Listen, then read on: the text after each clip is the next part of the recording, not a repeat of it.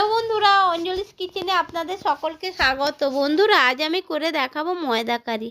এই ময়দা কারিটা কীভাবে বানাই আপনারা দেখতে থাকুন। প্রথমে একটা বোলের মধ্যে কিছুটা ময়দা নিয়েছি। ময়দা নিয়ে এইবারে একটু লবণ দিয়েছি, লবণ দিয়ে তারপরে কাঁচা জল দিয়ে দিচ্ছি বন্ধুরা। এইভাবে আমি ময়দাটাকে মেখে নেব। দেখুন বন্ধুরা, আমার ময়দাটা মাখা হয়ে গেছে। এবার এর মধ্যে ঠান্ডা জল দিয়ে দিচ্ছি। বেশ কিছুটা ঠান্ডা জল দিয়ে দিলাম। এবারে হাত দিয়ে চটকিয়ে এই ময়দা থেকে সাদা জলটা একবারে বের করে দেব। বারবার এটা করতে হবে, প্রায় 8 থেকে 10 বার জল দিতে হবে। আর এই চটকিয়ে নিতে হবে, যে সাদা জলটা বেরোলো এটা ফেলে দিতে হবে। এইভাবে করে করে আমার ময়দাটা তৈরি হয়ে গেল। এইবারে ছোট ছোট লেচি কেটে আমি থালার মধ্যে দিয়ে দিচ্ছি বন্ধুরা, যেটা জলে দিয়ে বের করেছিল ময়দাটা। এইবারে একটা উনানে কড়াই বসিয়ে তাতে পরিমাণ সরিষার তেল দিয়ে ওই যে টুকরো টুকরো কেটে রাখা ময়দাগুলো দিয়ে দিচ্ছি বন্ধুরা গরম তেলের মধ্যে।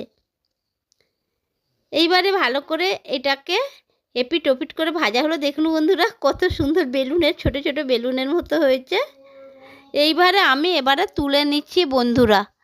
এইভাবে পুরো আমি সবটা মোটামুটি ভাজা হয়ে গেল। আবারও কড়াই বসিয়ে উনানে সরিষার তেল দিয়ে কিছুটা শুকনো লঙ্কা ফাটিয়ে আর গোটা জিরে দিয়ে ফোড়ন দিয়ে দিলাম। এবার খুন্তি দিয়ে নাড়াচাড়া করে দিচ্ছি বন্ধুরা। তারপর দিয়ে দিলাম কুচানো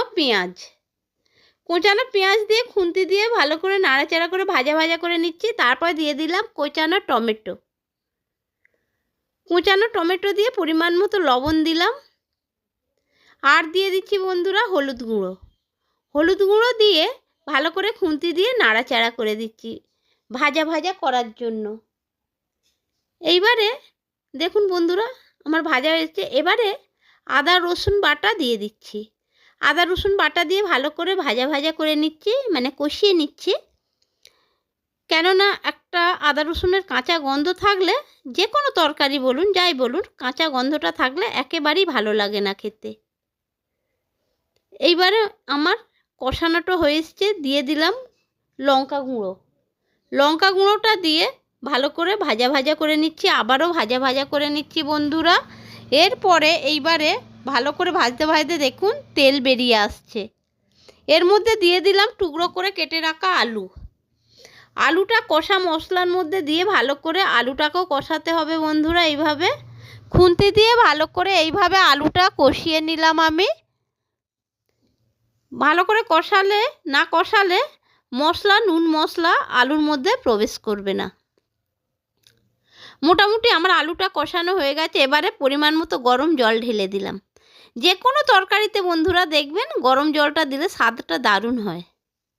আমার ঝোলটা ফুটে উঠেছে। এরপরে যে সেই ময়দার টুকরোগুলো ভেজে রেখেছিলাম সেইগুলো দিয়ে দিচ্ছি বন্ধুরা। প্রথমে ফুলে উঠেছিল খুব সুন্দর, তারপরে চিপসে গেল ঠিক যেন বেলুনের মতো। তারপরে এই ঝোলের মধ্যে ময়দার টুকরো ভাজাগুলো দিয়ে ভালো করে নাড়াচাড়া করে নিচ্ছি বন্ধুরা। এবারে শেষের দিকে কিছুটা গরম মশলা গুঁড়ো ছিটিয়ে দিয়ে খুন্তি দিয়ে নাড়াচাড়া করে নিচ্ছি। মোটামুটি আমার ময়দা কারি রেডি হয়ে গেছে বন্ধুরা। দেখুন বন্ধুরা, কত সুন্দর হয়েছে আমার ময়দা কারিটা। এইভাবে আপনারাও বানিয়ে খাবেন, খুব ভালো লাগবে। যে না দেখবে সে বুঝতেই পারবে না এটা কী জিনিস। খুব সুন্দর হয় বন্ধুরা।